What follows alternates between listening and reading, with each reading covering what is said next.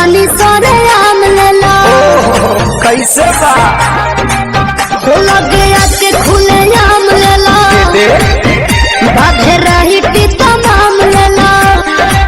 न time waste करो test अभी टट के हेगा अरे टट के हेगा तुम देखी जरा आवा तोरा आम के सवाद गोरी खट के बाकी हट के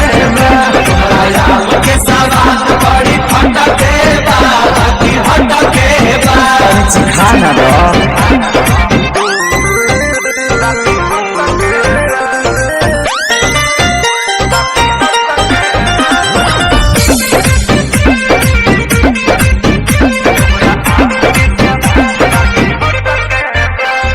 खेत खाना गानी बा बाप के बागानी बा ओहने बागाने के आम बा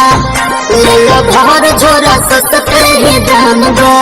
बात राइट बा एक बाइट में लोग के पता तो चलिए जाए तोहरा चीज के न कवनो जवाब बाटे हिसाब बाटे चलो तहरा खाती दू चार पैसा घट के बा अरे घट के बा हाँ तो दे दो चलो छोड़ दी अरे तोरा आम के सवाद गोरी खट के बाकी हट के अच्छा आम के सवाद बड़ी खट के बाकी हट के कौन छुछू लागत रे